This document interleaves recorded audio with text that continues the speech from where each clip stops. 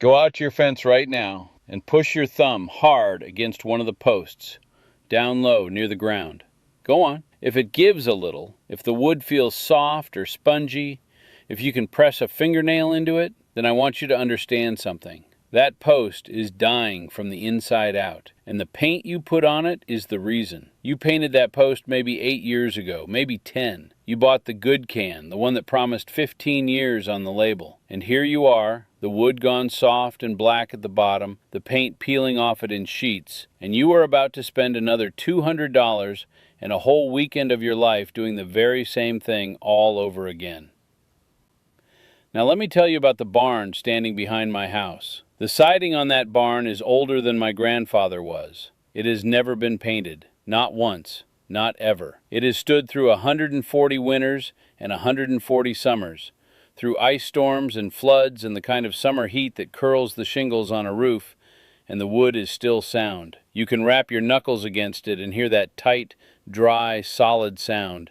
The sound of wood that is still strong all the way through. My name is Elias Yoder. I am Amish, and I farm here in Lancaster County, Pennsylvania. And in the whole history of this farm, we have never once bought a can of paint to protect a barn, a fence, a shed, or a chicken coop. We use something that costs about $20 to mix up a whole bucket of, and it does not sit on top of the wood the way paint does. It goes down into the wood and becomes a part of it. It protects the wood from the inside instead of smothering it from the outside. I am going to give you the exact recipe today, the one my family has used for as long as anyone can remember, and that includes the one extra ingredient most folks have never heard of. I'm going to show you how to put it on wood you already own, even wood that is already painted and already starting to rot. And I'm going to tell you the part that ought to make you a little angry, which is that this was common knowledge in every farmhouse in America 100 years ago, and the only reason you have never heard of it is that there is no money in it for anybody. Stay with me. Let me start by telling you why your paint failed, because once you understand this, you will never look at a paint can the same way again. Wood is not dead. I know it looks dead. It has been cut from the tree, milled at the sawmill, dried in a stack. But wood never stops moving. It breathes. On a humid day, it draws moisture in from the air and swells, just a little. On a dry day, it gives that moisture back and shrinks, just a little. Every single day, in and out, your fence and your deck and your barn siding are breathing, swelling and shrinking with the weather. That is simply the nature of wood, and there is no stopping it, not by any man and not by any product ever made. Now here is what paint does. Paint is a skin of plastic. When you brush it on, it seals the surface up tight. That is the whole idea of it. That is what they sell you. And on the very day you put it on, it works. The wood is sealed, the water cannot get in. But the wood is still breathing under there. It is still swelling and shrinking every day beneath that skin of plastic. And sooner or later, a year, 2 years, that daily movement cracks the paint. Just a hairline, just a little split you would never even notice. Usually down low near the ground, or on a corner, or right around a nail head. And now you have the worst situation there is. Water gets in through that little crack, but it cannot get back out, because the rest of the wood is still sealed up tight under good, sound paint.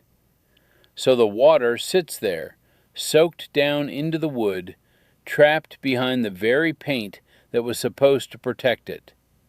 And trapped water is exactly what rot eats.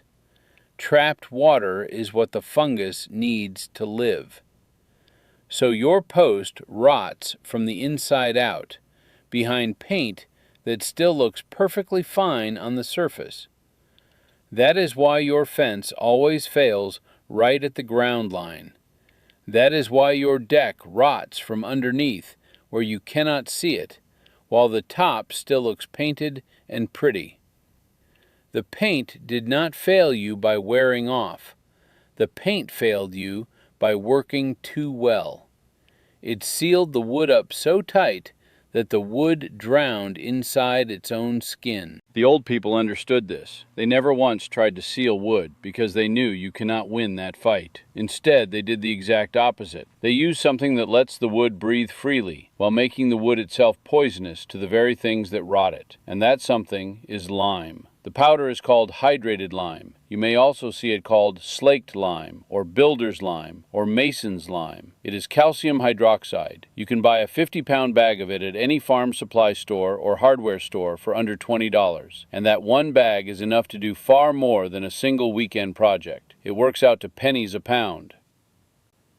Now I have to stop right here and tell you the truth about safety, because I take this seriously, and you should too. Lime is caustic. It is a strong alkaline, high up on the scale, like a strong lye soap or worse. Wet lime will burn your skin if you leave it sitting on you, and it will hurt your eyes badly if it gets into them. So when you mix it, and when you brush it, you wear your gloves, you wear eye protection, and you keep it away from the children until it is dry and fully cured. This is not a thing to be careless with, but treat it with a little respect and understand it is one of the oldest and safest building materials on the whole earth. Folks have used it for thousands of years. You just wear your gloves and you read the bag. With that said, the lime is only half of it. The lime alone will not stick to bare wood, and this is the thing most folks get wrong when they try a plain whitewash and watch it flake right back off. Plain lime wash is made for stone and brick and plaster, not for wood. Wood is too acidic, and it swells too much, and the lime just sheds right off of it. The trick, the thing that makes it grip the wood and turns it from a chalky coating into something tough and water-shedding, is milk. Skim milk, and I mean skim specifically. When you mix lime with skim milk, something happens. The lime reacts with the protein in that milk, the casein, and the two of them form a brand new substance the chemists call calcium caseinate. It is a natural glue, and a strong one. It is the very same family of glue they once used to hold furniture together, and even airplane parts together 100 years ago. That milk and lime glue is what carries the lime down into the grain of the wood and binds it there, so it does not flake back off. And as it cures, it becomes water resistant while still letting the wood breathe underneath. So already you can see this is not paint at all. Paint sits on top and seals. This soaks in, glues itself down into the grain, lets the wood keep breathing, and makes the wood itself hostile to rot and insects. Because fungus and bugs do not care one bit for that high alkaline lime. It does the exact opposite of everything paint does, and that is exactly why it lasts, and paint does not. Here is the recipe. Write it down, or just watch this part again. It is simple. Into a 5-gallon bucket, you start with about 4 quarts of skim milk. It has to be skim, not whole, not 2%. The fat in whole milk will turn rancid on you, and your coating will stink and fail. Skim milk, because what you are after is the protein, not the fat. Then you add about 1 pound of the hydrated lime, and you add it slowly, a little at a time, stirring the whole while with a wooden stick or a wooden paddle, never a metal one. Lime reacts with some metals, and it will weaken your mix and foul your tools. Wood or plastic only. Stir it slow and steady until it is smooth, about the look of thin cream or of the skim milk itself. Then you add about a 1/4 cup of plain table salt. The salt does 2 jobs. It helps the coating cure up harder, and it adds a little more bite against mold and mildew, which matters because while this stuff is still wet, before it has cured, mold will try to grow in it. The salt holds that off. Then 1 tablespoon of raw linseed oil. Linseed comes from the flax plant, an old and natural oil, and this is the part that gives the coating its water-shedding strength. Just 1 tablespoon stirred in well. Too much and it will not cure right, so do not get generous. A tablespoon is plenty. And now the ingredient most folks have never heard of, the one my family has always added, the one that takes this from a good coating to a coating that lasts for decades. Alum, potassium alum. It is a white crystal powder you can buy in the pickling section of the grocery store or at any pharmacy. Folks have used it for pickling and canning for 200 years.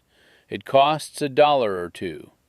You take about 2 tablespoons of the powdered alum, Dissolve it in a cup of hot water until the water runs clear, and you stir that into your bucket last, right before you brush it on. Here's what the alum does. It is what they call a mordant, a binder, a fixative. It is the very same thing the old dyers used to lock color into cloth so it would not wash out in the wash. In your bucket, the alum grabs hold of the lime and the milk protein and binds them tighter together, and it drives the whole mix deeper down into the wood. It is the difference between a coating that holds up for a handful of years and one that holds up for decades. My grandfather never once called it a mordant. He would not have known the word. He just knew that the batch with the alum in it was the batch that lasted, and so that is the batch we have always made. That is the whole recipe. 4 quarts of skim milk, a pound of hydrated lime, a quarter cup of salt, a tablespoon of raw linseed oil, and 2 tablespoons of alum dissolved in hot water and stirred in last. Mix it all in a bucket of wood or plastic, never metal. The whole batch costs you under $25, and it covers a good-sized fence. Now let me tell you how to put it on, because the preparation matters every bit as much as the recipe. And the good news for you is that you do not have to start with fresh new wood. This works on the fence you already have, the deck you already built, even wood that is already painted and already starting to go soft. Pick a stretch of dry weather, 3 dry days in a row if you can get them, because this needs to dry and begin to cure without rain falling on it. First, take a stiff wire brush and go over the whole surface. Now hear me, because this is the opposite of what you would do for paint. You are not trying to strip it down to clean bare wood. You are roughing it up. You are opening the pores so the coating can soak in. If there is loose, flaking old paint, knock it off with the brush. And wherever the wood is still slick with good paint, scuff it up so it is no longer slick, because this coating needs a porous, open surface to grip. It will not soak into a smooth painted skin.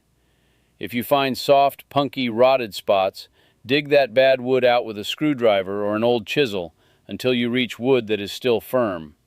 Do not leave the rot in there and just coat over the top of it. That will only keep rotting underneath. Dig it back to good wood, and do not fuss over how it looks, because you are about to coat the whole thing anyway. Then you brush the mix on. Use a natural bristle brush. The old folks used horsehair, but any wide natural brush will do fine. Do not spray it. Brush it. And brush it on thin. It will look thin and milky going on, almost see-through, and that is exactly right. That is what it is supposed to look like.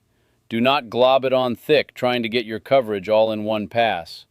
Thin coats soak in and cure right. Thick ones crack.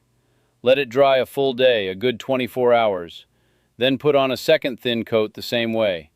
2 thin coats is the standard. On wood that is very rough or very weathered, you might want a third. Then let it cure. That is the whole of the work. A weekend, a bucket, a brush, and under $25 in materials.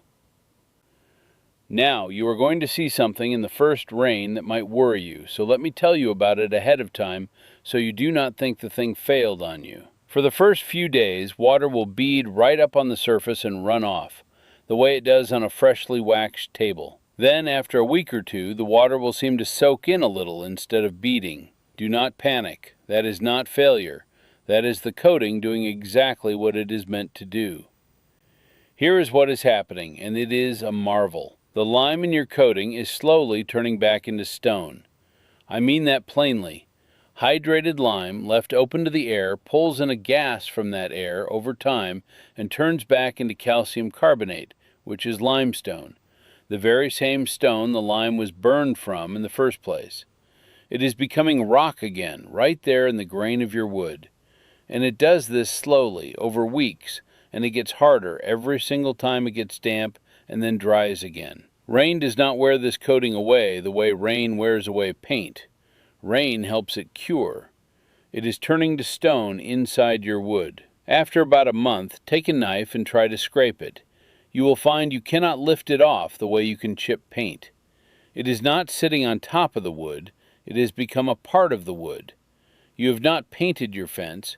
You have turned the surface of your fence into something closer to breathing stone, stone that sheds water and starves out rot. Now I am going to be honest with you, because that is the only way I know how to do this, and the only way this channel stays worth your trust. This is not a coating you put on one time and never think about again for the rest of your life. On a barn wall, up under a good roof overhang, out of the worst of the weather, it can last for decades. There are buildings in this country wearing lime wash that was last touched before any of us were born. But on a fence post, sitting out in full sun and full rain, or on a deck you walk across every day, you are going to want to freshen it up, brush on another coat or two every several years. But here is the whole thing. That touch-up cost you a few dollars and an afternoon, because the wood underneath is still sound. It never rotted. Compare that to paint, where every few years you are scraping, sanding, priming, and recoating a fence that is quietly rotting underneath the whole time, until at last you are replacing the posts altogether. A thin coat of this every so often for pennies on wood that never rots, against a lifetime of paint and scraping and replacement. That is the trade. And that is why the old barns are still standing straight and your painted fence is not. I want to take a moment here because this is the part that truly matters. Think about who profits from your paint. The paint companies profit, of course, but it is bigger and quieter than that. A product that protects your fence for decades is a product you buy exactly once. A product that fails on a schedule, that peels and cracks every 5 to 8 years like clockwork, is a product you buy again and again and again for the rest of your natural life. Think on it. The 15-year paint that fails in 8 is not a defective product. From their side of the counter, it is a perfect product. It works just long enough that you come to trust the brand, and it fails just soon enough that you are back at the register buying another can. Over a lifetime, the average homeowner spends thousands of dollars painting and repainting the same fences, the same sheds, the same decks. And at the end of all that money, the wood is often rotted straight through anyway and needs replacing. Thousands of dollars to protect wood that a $20 bag of lime and a gallon of skim milk would have protected better. And here is the part that is almost worse than a conspiracy, because at least a conspiracy you could stand up and fight. There is no villain in a room somewhere who banned the lime wash. It is quieter and sadder than that. There is simply no money in lime. No company on earth can build an advertising budget around a 50-cent bag of powder you mix with milk in your own bucket in your own yard. No home improvement show gets sponsored by skim milk. So the knowledge was not destroyed, it was just outspent. Drowned out under 100 years of advertisements for things that come in cans. Pushed down to the bottom shelf in the garden section, unlabeled for this purpose, while the expensive cans got the big bright display up front at eye level. The hardware store still sells the lime. They just have no reason on earth to tell you what it can really do. We never forgot, because we never had a paint budget, and never wanted one. We mixed our barn milk, we brushed it on, and we built barns that are still standing straight and true after 140 years. And the men who built those barns were not one bit smarter than you are. They had simply never been talked into believing that the answer had to come inside a can. So here is what I want you to do this weekend. Go to the farm store and buy a bag of hydrated lime.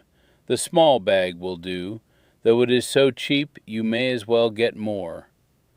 Stop at the grocery for a gallon of skim milk, a box of pickling salt, and a small container of alum from the canning aisle. Grab a bottle of raw linseed oil. You will spend under $30 and have plenty left over. Then pick the worst thing you own. The fence post going soft at the ground, the shed wall that faces north and never dries, the deck rail that is graying and splitting. Wire brush it, dig out any rot down to firm wood, and brush on 2 thin coats of barn milk, a day apart. Wear your gloves. Then watch it through the next year and see for yourself.